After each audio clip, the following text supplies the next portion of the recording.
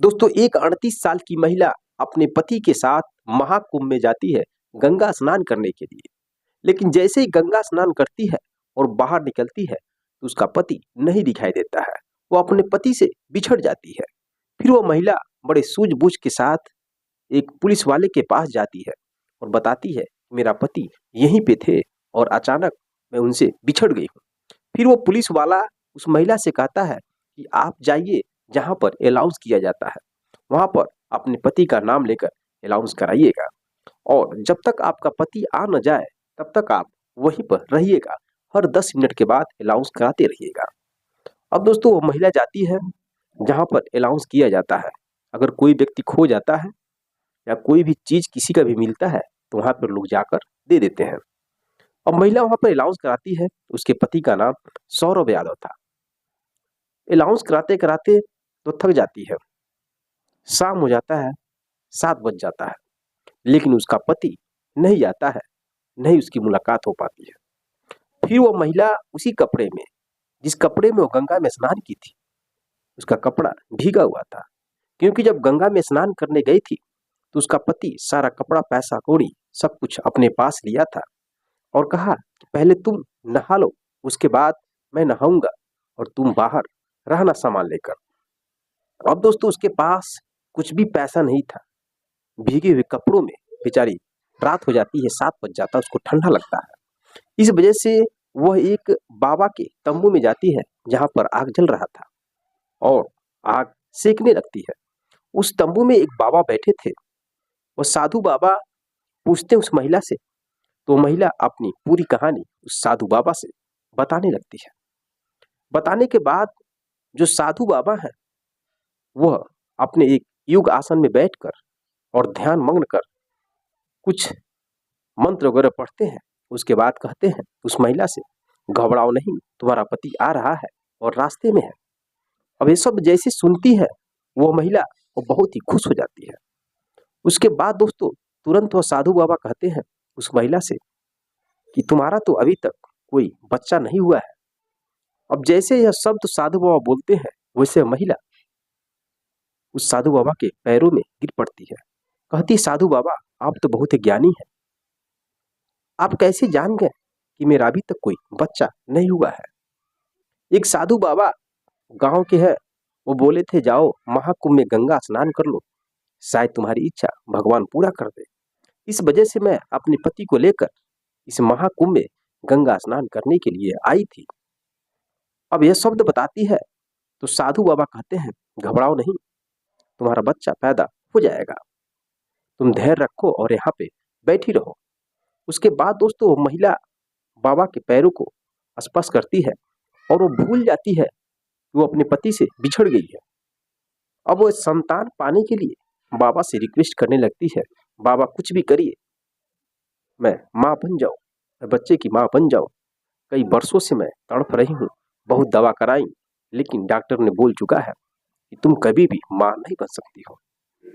अब दोस्तों, वो औरत भूल जाती है उसका पति उससे बिछड़ चुका है।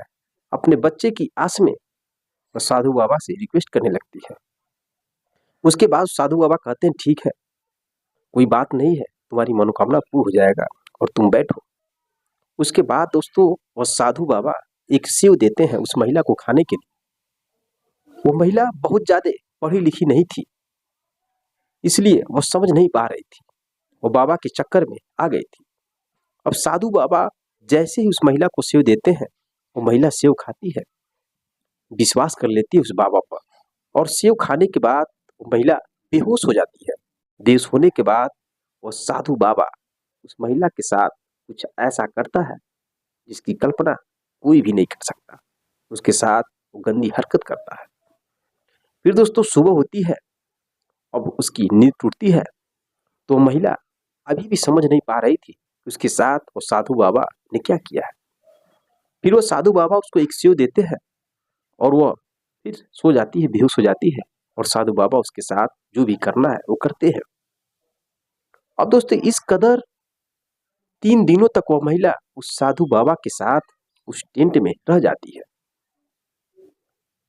अब एक दिन वह साधु बाबा किसी काम से कुंभ मेले में घूमने लगते हैं और वो महिला सोई थी उस तंबू में।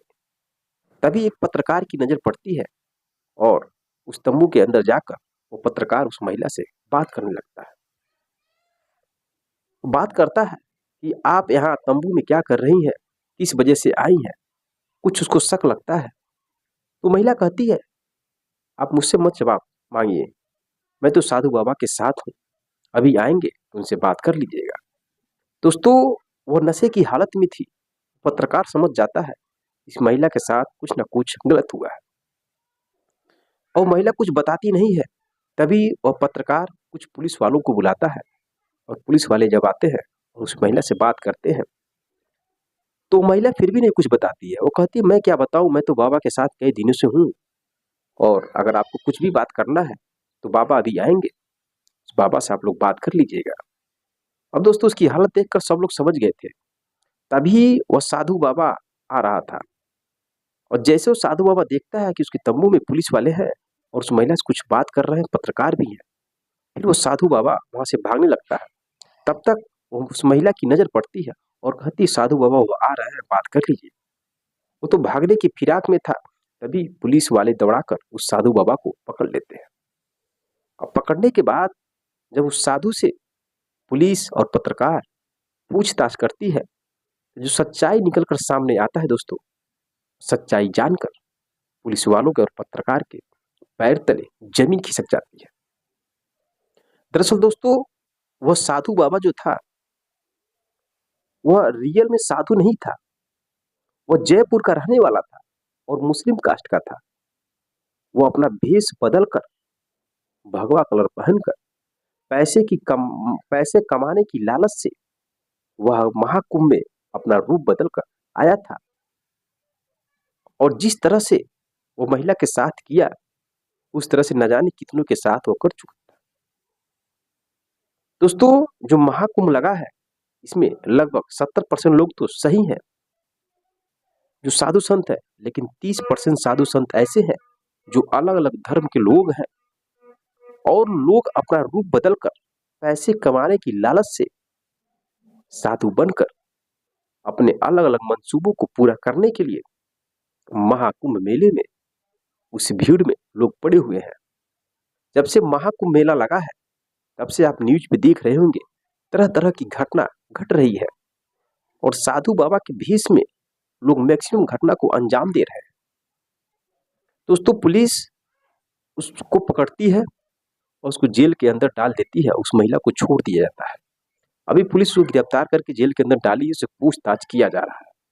लेकिन दोस्तों, मैं आपसे एक रिक्वेस्ट करना चाहता हूं कि अगर आप लोग महाकुंभ मेले में गंगा स्नान करने के लिए आ रहे हैं तो आप पूरे सेफ्टी के साथ आइए, सब लोग एक साथ रहिए। गंगा में डुबकी लगाने से पहले सावधान और सतर्क हो जाइए, कोई बिछड़े ना। अपने बच्चों के साथ सावधानी से रहिए, सावधानी से मेले में घूमिए, क्योंकि दोस्तों अक्सर लोग महाकुंभ मेले में बिछड़ जा रहे हैं और बिछड़ने के बाद किस किस तरह के लोग उस महाकुंभ मेले में आए हुए हैं, अपनी नजरें गड़ाकर बैठे हुए हैं। आपके साथ वो क्या कर सकते हैं, क्या नहीं कर सकते हैं, इसकी कोई भी गारंटी नहीं है। अभी दोस्तों कई सारी घटनाएं घटी हैं। एक साधु बाबा ने एक लड़की को इसी तरह से अपने जाल में फंसाकर, वो लड़की बिछड़ गई थी अपने चाचा से, उसको अपने पास रखा था और उसको जबरदस्ती उसके साथ कुछ करने की फिराक में था, लेकिन पकड़ा गया। इस तरह की तमाम घटनाएं घट रही है। इसलिए आप लोगों से हाथ जोड़कर विनती है कि आप लोग अपने परिवार, अपने बच्चों के साथ महाकुंभ मेले में आइए तो सावधान और सतर्क रहिए, क्योंकि मेले में जब लोग गंगा में स्नान करते हैं तो कुछ दूरी के बाद अंदर जाकर जब स्नान करते हैं, जब डुबकी लगाकर बाहर निकलते हैं तो लोग दिशा भ्रमित हो जाते हैं और अपने परिवार वालों से बिछड़ जाते हैं, या मेले में घूमते हुए लोग भी बिछड़ जाते हैं। और बिछड़ने के बाद दोस्तों बहुत कठिन हो जाता है मिलना, क्योंकि अगर आप सही वक्त पे सही लोगों से आपकी मुलाकात हो जाए तो लोग आपकी सहायता करके और आपकी मुलाकात करा देंगे। लेकिन वहीं किसी गलत इंसान के चक्कर में आप पड़ गए तो फिर वो आपके साथ क्या क्या कर सकता है, किस हद तक आपको वो नीचे गिरा सकता है, आपके साथ क्या कांड कर सकता है, इसकी कोई भी गारंटी नहीं है। क्योंकि उस मेले में तरह तरह के लोग अपना रूप बदल कर आए हुए हैं। बाहर से देखने में कुछ और है और अंदर उनके कुछ और है। इस वजह से सावधान और सतर्क रहिए। इस घटना के माध्यम से आप सभी को मैं सतर्क और जागरूक कर रहा हूं, और वीडियो अधिक से अधिक लोगों के पास शेयर करिए ताकि सब लोग इस वीडियो को देख सकें और सावधान और सतर्क हो सके। बाकी आपका क्या ख्याल है? आजकल जो सनातन के धर्म पर लोग अंधविश्वास कर रहे हैं, हमारे सनातन धर्म के साधु संतों को लोग मजाक बना रहे हैं, जितने फर्जी बाबा बनकर जाकर वहां पर जा रहे हैं। जो रियल में साधु बाबा जो संत है वो महिलाओं से लोग दूर रहते हैं और भक्ति में लीन होते हैं। वो लोग इतनी गंदी सोच नहीं रखते हैं, लेकिन पैसे कमाने के चक्कर में जो बहरूपीय लोग हैं वही लोग इस कांड को, इस घटना को अंजाम देते हैं, और उनके चक्कर में जो बेचारे निर्दोष साधु संत तपस्वी जो लोग हैं वो भी बदनाम होते हैं। इसलिए आप लोग सतर्क और जागरूक रहिए। अगर आपके नजर में कोई भी ऐसा बहरूपिया मिलता है तो आप तुरंत पत्रकार को या पुलिस को फौरन बताएं। मिलते हैं नेक्स्ट वीडियो में नेक्स्ट कहानी के साथ। तब तक के लिए जय हिंद, जय भारत।